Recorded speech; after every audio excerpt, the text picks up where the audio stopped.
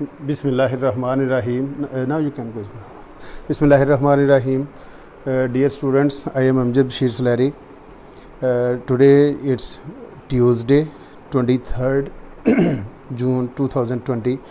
बेटा ये जो हमने टॉपिक 1B जो मैंने आप लोगों को बताई थी कि 1B जो शुरू की हुई है हमने, इसमें सारे टोटल जो है ना वो सारे के सारे लॉन्ग क्वेश्चंस हैं जिनको हमने डील करना है.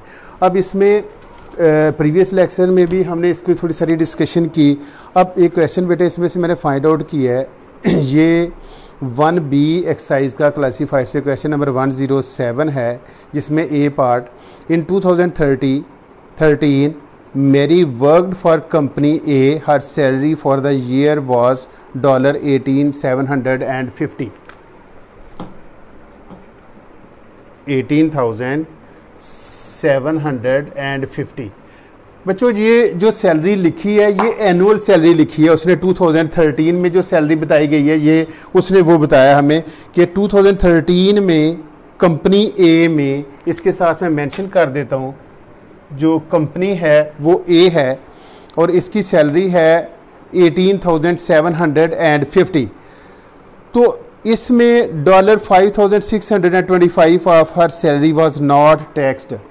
इसमें जो एग्जेम्प्टेड अमाउंट है वो 5,625 56 हम इसको बोल सकते हैं $56.25 of her salary was not taxed. What percentage of her salary was not taxed. अब जब हम टैक्स की बात करते हैं, ये उसकी टोटल सैलरी हो गई एक साल में. बेटा इसमें से 5,625 सैलरी डॉलर्स जो हैं ये एग्जेम्प्टेड हैं उसमें टैक्स में से. तो अब ये जो हमने सबसे पहले कहता है जी what percentage of the salary was not taxed. तो it is very easy. Simply we will write 5,625 divided by 18,750 multiply by 100. तो बेटा हम इसमें जो परसेंटेज है वो फाइंड कर लेंगे कि क्या इसकी परसेंटेज आती है. 5,62500 डिवाइडेड बाय 18,750. तो ये गालबन 30% बच्चों इसका जो है ना वो आंसर आ गया. अब हम अगर इसकी बात करें तो इसमें से ये जो सैलरी $5,625 है ये एग्जेम्प्टेड थी जिस पे टैक्स नहीं था. तो कहता है जी कितना टैक्स उसने, कितनी सैलरी थी जो कितनी परसेंटेज थी जो उसकी वो टैक्स नहीं दिया था. सेकंड कहता था remaining $13,125 of marriage salary was taxed. 22% of this amount was deducted for tax. जो टैक्स रेट उसने बता दिया है, रिमेनिंग जो वैल्यू उसने हमें बताई है वो है $13,125,000. बच्चों ये जो वैल्यू लिखी है इस पे हमने टैक्स देना है और टैक्स का जो रेट है वो है 22%. 22% हमने इसमें टैक्स देना है. अब ये जो लॉन्ग क्वेश्चन हम अटैम्प्ट कर रहे हैं मैं आप लोगों को बात बता रहा हूँ. सबसे पहले ये, फिर इसका ये जो फर्स्ट पार्ट है ये हमने कि जितनी वो टैक्स पे नहीं थी कर रही सैलरी उसकी परसेंटेज हमने फाइंड की. सेकंड जो इसका पार्ट है वो $13,125. इस टोटल अमाउंट में से इस वैल्यू पे हम टैक्स दे रहे हैं और टैक्स है 22% उसने हमें बता दिया. तो 22% of this amount was deducted for tax. अब फिर इसमें नेक्स्ट क्वेश्चन वो पूछता है मैरिज टेक होम पे was the amount remaining from $18,750 after tax had been deducted. She received this in 52 equal amounts as a weekly wage. Calculate Mary's weekly wage. अब हमने क्या करना है कि ये तो सैलरी थी जो इसमें से टैक्स वो नहीं देना. अब ये हमने पहले परसेंटेज फाइंड कर ली इसकी टैक्स में से. अब इसमें से हमने 22% हमने टैक्स देना है. इसका हम फाइंड कर लेते हैं. 22% कितना बनता है? 22/100 मल्टीप्लाई बाय 13,125. तो बच्चों ये बन जाएगा मल्टीप्लाई बाय 13125 तो ये आएगा 2887.50. ये टैक्स है. जो 22% हमने निकाला है इस सैलरी पे, तो ये टैक्स अब टोटल हमारे पास क्या आ गया कि एक तो 18,750, इसमें से 13,125 माइनस 2,887.5, बच्चों ये आंसर आ गया 10,237.50। ये इसमें हमने ये वैल्यू भी ऐड करनी है, ये जो पहले लिखी थी जिस पे टैक्स नहीं था, 10,237 प्लस 5,625, तो ये हमारे पास जो टोटल वैल्यू आ जाएगी इसकी वो बनेगी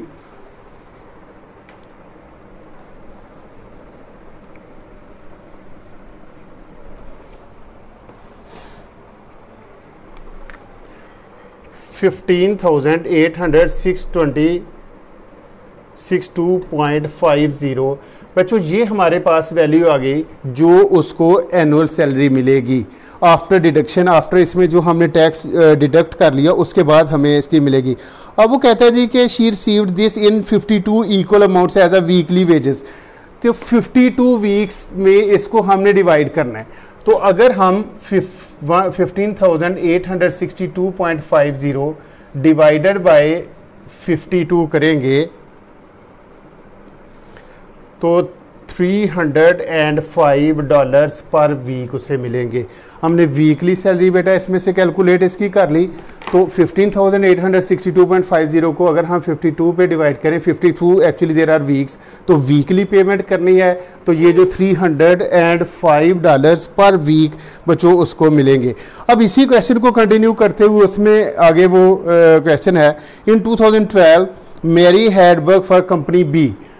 अब क्वेश्चन हमने इस तरह से अंडरस्टैंड करना है, उसने 2013 की पहले हमें स्टोरी बता दीजिए जो हमें पहले क्वेश्चन कर रहे थे।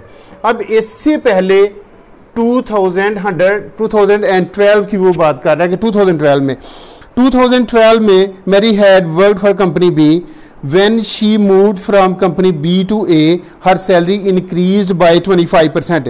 बेटा ये इंटरेस्टिंग क्वेश्चन है यहाँ पे कि जब 2012 में से बी से वो उसने ए कंपनी में मूव किया, हर सैलरी इंक्रीज्ड बाय 25%। अब 25% उसकी सैलरी जो है वो इंक्रीज हुई है। 2012 में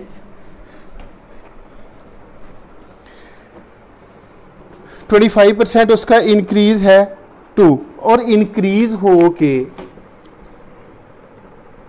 25% इंक्रीज सैलरी बेटे हो के तो फिर उसकी सैलरी बन रही है $18,750। ये सैलरी है after increase. Calculate her salary when she work for company B.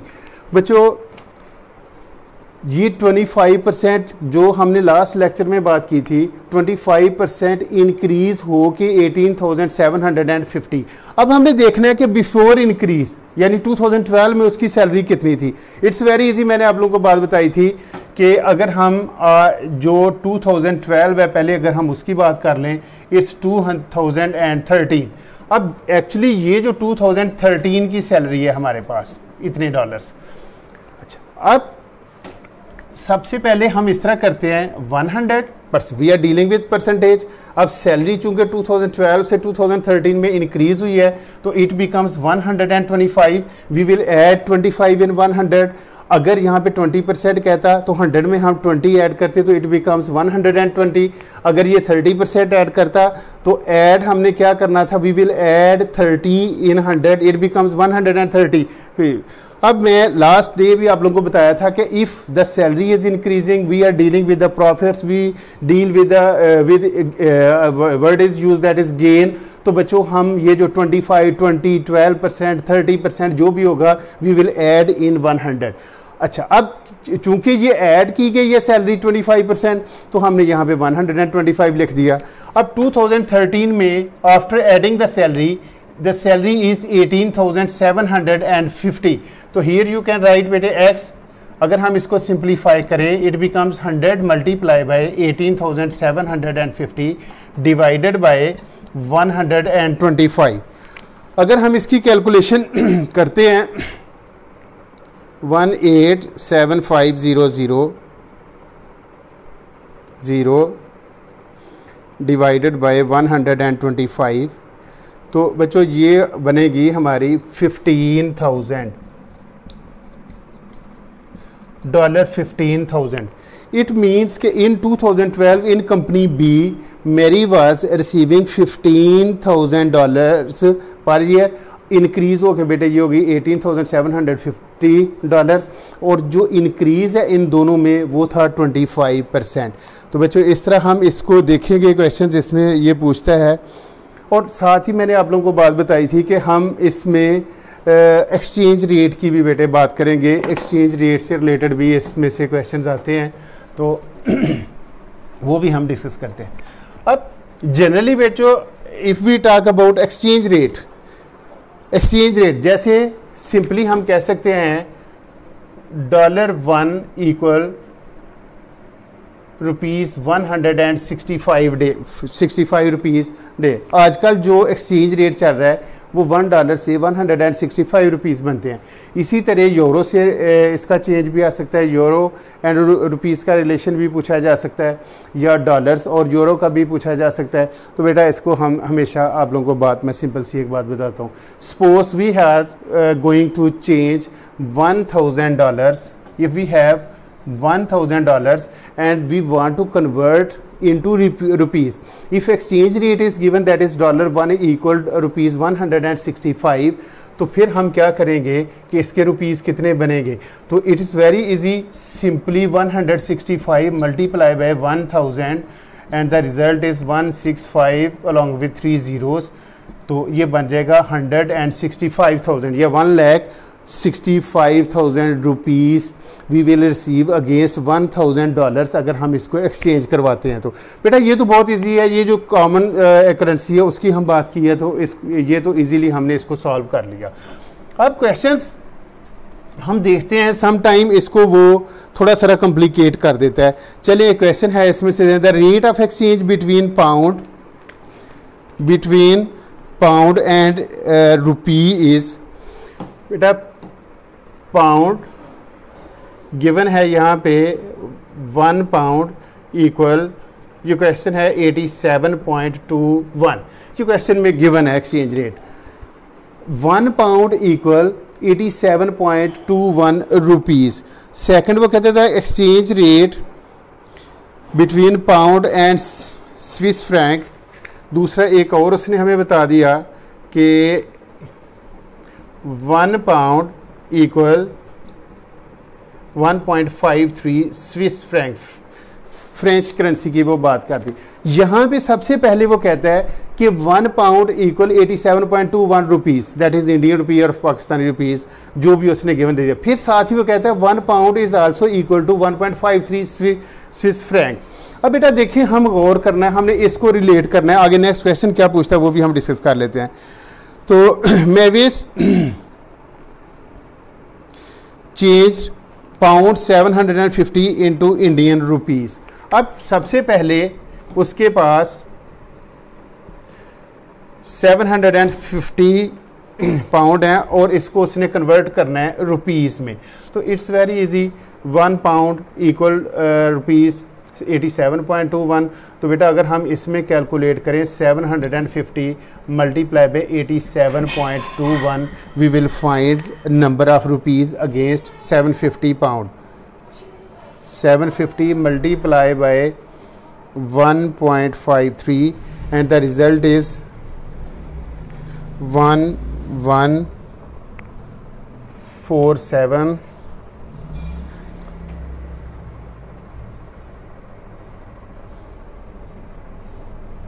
750 multiply by 87.21 65,407.50 rupees.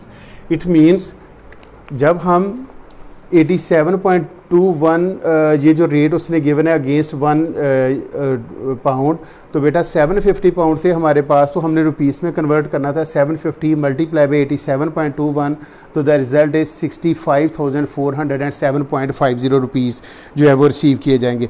साथ ही एक और कहता है जी कि अब हमारे पास इसका बी पार्ट गिवन है कि हमारे पास 450 स्विस फ्रैंक्स है हमारे पास pounds. How many pounds did he receive. तो अब कहता है जी कि बताएं कि कितने पाउंड्स में इसको हम कन्वर्ट कितने मिलेंगे। अब ये वाला रिलेशन हम यूज़ करेंगे। हमारे पास 1 पाउंड इक्वल जो स्विस फ्रैंक का रेट बताया उसने वो है 1.53। तो बेटा अब हम क्या करेंगे, अब हमारे पास ये स्विस फ्रैंक गिवन है, हमने इसके भाई फाइंड करने हैं, इसके हम फाइंड करेंगे हाउ मैनी पाउंड। तो फिर ये याद रखेंगे, एक आप लोगों को पॉइंट बताना चाह रहा था कि जब बड़ी करेंसी से, जैसे डॉलर अगेंस्ट रुपी बड़ी करेंसी है, if you want to convert dollars into rupees we multiply by the given exchange rate. अगर हमने रुपीस को डॉलर्स में कन्वर्ट करना है तो then we will divide the given rupees by 87.21 जो भी उसने एक्सचेंज रेट दिया हुआ है उसकी बात की जा रही है। अब चूंकि ये जो स्विस फ्रैंक है that is 450 given in the question, तो जब पाउंड के साथ हम इसको रिलेट करेंगे तो पाउंड हमारे पास ये बिगर करेंसी है, इसकी वैल्यू ज़्यादा है। तो अब हम बेटा क्या करेंगे, 450 डिवाइडेड बाय 1.53। अगर 450 को 1.53 से हम डिवाइड करेंगे तो ये हमारा जो पाउंड में आंसर आ जाएगा 450 divided by 1.53 and the result is 294, almost 294 pound against हमें इसके मिलेंगे। बस ये पॉइंट जो समझने वाला है वो ये था कि जब हम स्मॉलर जो इसकी वैल्यू कम है करेंसी की, उससे हम बड़ी करेंसी की तरफ मूव करते हैं तो वे डिवाइड करते हैं। अगर बेटे जिसकी वैल्यू ज़्यादा है करेंसी की, उससे हम छोटी करेंसी की तरफ मूव करते हैं तो फिर हम इसको डिवाइड करते हैं। फर्दर ये जो डबल एक्सचेंज रेट दिया हुआ है, समटाइम इधर आके स्टूडेंट्स जनरली स्टूडेंट्स कंफ्यूज हो जाते हैं कि अगर डायरेक्ट हम इधर मूव करें या डायरेक्ट हम इस साइड पे मूव करें। तो फिर देखते हैं, एक और क्वेश्चन है यहाँ पे, कहता है कि ₹50,000 इंटू स्विस फ्रैंक। अब अगर हम देखें रुपीज़ का और स्विस फ्रैंक का, there is no direct relation between these two currencies. अब क्वेश्चन उसने इससे रिलेट करके पूछ लिया है, ये मैं आप लोगों को एक्सप्लेन करता हूं कि हम इसको कैसे करेंगे। अब उसने हमें बताया कि we have ₹50,000 and we want to convert it into Swiss franc. के फ्रैंक कितने बनेंगे, स्विस फ्रैंक कितने बने। बच्चों ये देखें, 1 pound equal 87.21 rupees, 1 pound equal 1.53 Swiss franc. तो ये चूंकि ये भी 1 लिखा हुआ है पाउंड, ये भी 1 लिखा हुआ है, तो इट मीन्स इन दोनों वैल्यूज़ को हम यूज़ कर सकते हैं। अगर यहाँ मैं लिखूँ रुपीज़, इधर बेटा लिखें Swiss franc, rupees 87.21 Swiss franc becomes 1.53। अब इस केस में हमारे पास we have ₹50,000, write here 50,000 and here you can write x, simply multiply it, you will find its answer. तो बेटा ये बन जाएगा x multiply by 87.21 equal 1.53 multiply by 50,000। So x equal 1.53 multiply by 50,000 divided by 87.21. If we simplify it, 1.53 multiplied by 50,000 divided by 87.21, the result is 877.19। तो इतने हमें Swiss franc मिलेंगे जो 50,000 रुपीज़ के अगेंस्ट बेटा हमें मिलेंगे। याद रखिएगा, we can apply this method only here, you can see pound 1 equal 87.21 rupees, pound 1 equal 1.53 Swiss franc. तो देखना ये है कि ये दोनों पाउंड लिखे हुए हैं, दोनों 1 पाउंड के अगेंस्ट ये जो रेशियो है वैल्यू वो हमें बताई हुई है, इसलिए हमने इसको फिर दोनों वैल्यूज़ को कैरी करके हमने इसको फाइंड कर लिया। तो बच्चों ये क्वेश्चन ज़रूर इससे रिलेटेड जो है ना वो पूछा जाता है। हमने थोड़ा सा टैक्स के बारे में भी बात हुई थी, तो वो भी हम देखते हैं।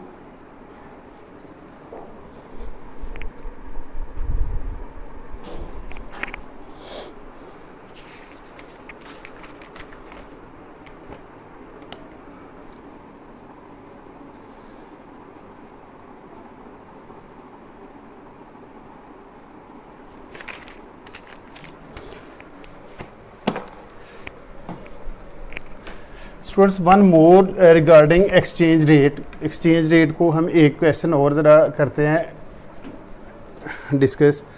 इसमें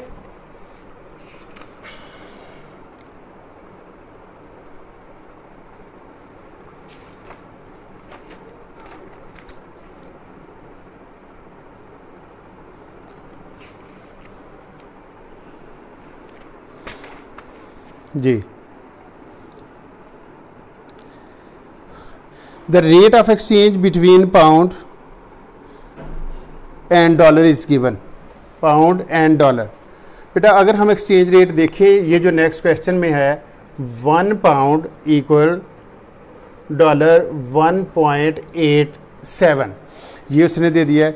इसके साथ ही the rate of exchange between pound and euro, 1 pound equal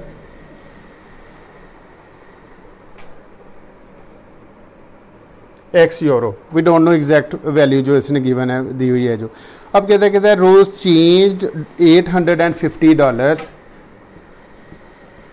$850 and received. इसके अगेंस्ट बच्चों हमें जो मिले हैं वो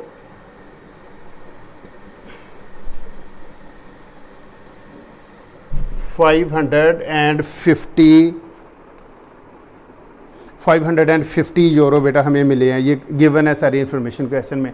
यहाँ पे वो कहता है 1 पाउंड इक्वल 1.87 सेकंड स्टेज पे वो कहता है 1 pound equal euro X euro. We don't know exact value.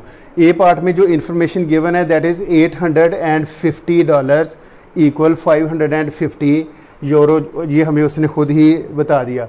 अब कहता है कि calculate the value of x. X की वैल्यू हम कैसे इसकी फाइंड करेंगे।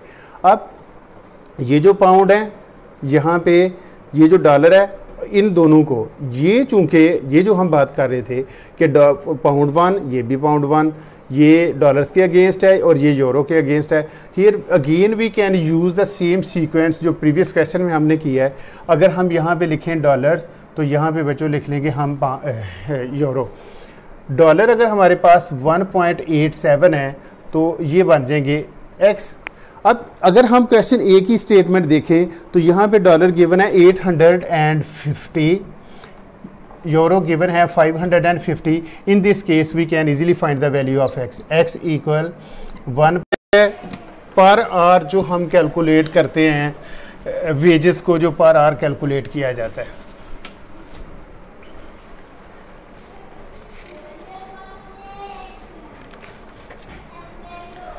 अब suppose if wage rate is given $16 per our. अगर $16 पर आवर वेज मिलती है एक वर्कर को, तो if someone is working 8 hours per day, तो उसको 8 मल्टीप्लाई बाय 16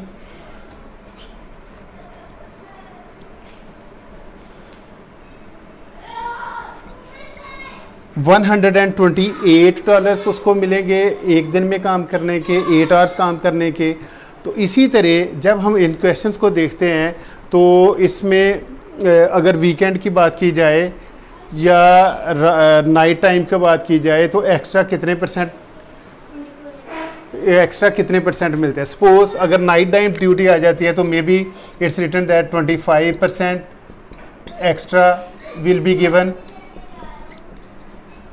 तो बच्चों फिर याद रखें, जो वीकेंड का टाइम आ जाता है या जो नाइट टाइम ड्यूटी का टाइम आ जाता है, उसमें अगर 25% एक्स्ट्रा है तो जो वेज रेट है जितने hours, for example if someone is working 6 hours on weekend, तो इट मीन्स ये जो 6 आवर्स हैं इस पे ये $16 पर आवर तो यूज़ करेंगे ही, पर but we will earn extra 25% extra जो है ना उसको पे करना पड़ेगा वर्कर को। तो सबसे पहले तो ये है कि हम 25% डायरेक्ट भी अगर हम इसका फाइंड करना चाहें तो कर सकते हैं। 25% ऑफ 16 मीन्स 25/100 मल्टीप्लाई बाय 16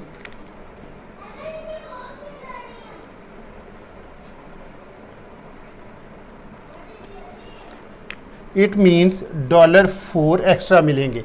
अगर 1 आवर में उसको 16 मिलते हैं, 16 + 4 it means worker will get $20 during weekend और नाइट ड्यूटी में 16 की बजाय उसको फिर $20 पर आवर मिलेंगे।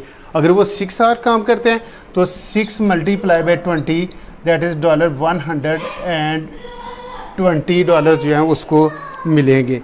तो ये याद रखें कि जब वीकेंड की बात की जाए तो उस पर भी एक्स्ट्रा बच्चों पे किया जाता है। जो बेसिक रेट है उसमें उतने % ऐड करें, फिर उसको नंबर ऑफ़ आवर्स के साथ मल्टीप्लाई करें, तो then we can easily find the wage rate, total salary जितनी भी बनती है। इसके अलावा जब हम क्वेश्चंस की बात करते हैं तो जैसे हमने लिखा है जी 8 आवर्स पर डे, तो मे be the worker is starting at 8 in the morning भी वर्ड यूज़ हो सकता है, 8 o'clock स्टार्ट करता है and he is working 8 AM to 10 PM। अब अगर 8 to 5 ये डे आवर्स में काउंट कर लेता है और बाकी वो नाइट आवर्स में कर लेता है, 8 to 5 अगर हम गौर करें तो 8 + 4 + 5 इट मीन्स इस ड्यूरेशन में बनते हैं 9 आवर्स। अब इसमें वो समटाइम क्वेश्चन में इस तरह दे देता है कि there is break for 1 our.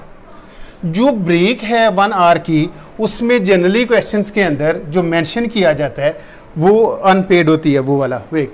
अगर इसमें 1 आवर की ब्रेक आ जाती है 8 to 5 PM में, तो 9 आवर्स की बजाय 8 आवर्स इट मीन्स वर्कर के काउंट होंगे, जो काम करने का टाइम है वो 8 आवर्स बनेंगे।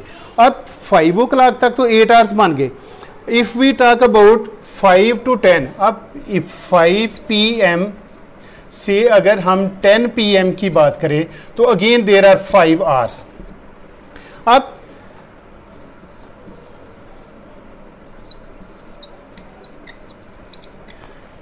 If wage rate is $16 per our, अगर हम इसकी बात करें तो बच्चों ये जो 8 आवर्स हैं इसके साथ तो हम यूज़ करेंगे $16 per hour. 8 × 16 we can simply write 8 × 16 $128। अब एक्स्ट्रा जो आवर्स बन रहे हैं वो कितने बन रहे हैं हमारे पास 5। अब अगर उस पर 25% एक्स्ट्रा इसमें बनता है तो 25% मल्टीप्लाई बाय 16 तो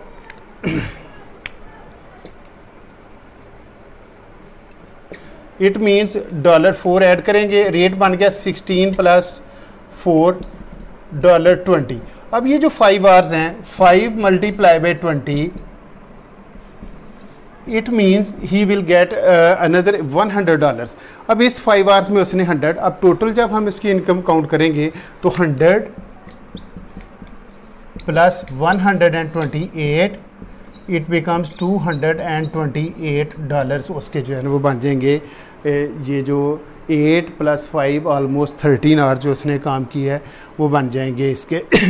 बच्चों याद रखें जब भी हम वेज रेट काउंट करते हैं, अच्छा वाइंड अप करते हुए मैं आप लोगों को थोड़ा सा बता दूं कि when we talk about percentage, बेटा सैलरी की बात की जाए, सैलरी में इंक्रीज़ की बात की जाए या टैक्स की बात की जाए या बच्चों एक्सचेंज रेट की बात की जाए, तो इसको हम निकालते हैं वेज रेट की बात की जाए, आप लोगों को डिफरेंट एग्जांपल्स करके बताइए। आप लोगों ने 1B में क्वेश्चन देखने हैं, काफ़ी सारे क्वेश्चन हैं इसको करने के लिए। अब एक और बड़ा इंपॉर्टेंट इससे रिलेटेड थोड़ा सा काम रह गया करने वाला कि टाइम का कन्वर्जन बेटा, how to convert our time, flights को हमने डिस्कस करना है इन चीज़ों को। तो इंशाअल्लाह ताला नेक्स्ट लेसन में हम इसको देखेंगे। और क्वेश्चन आंसर में if you find any difficulty तो आप लोग क्वेश्चन पूछें, इंशाअल्लाह ताला नेक्स्ट लेक्चर में कोशिश करके उसको भी एड्रेस किया जाएगा। Thank you.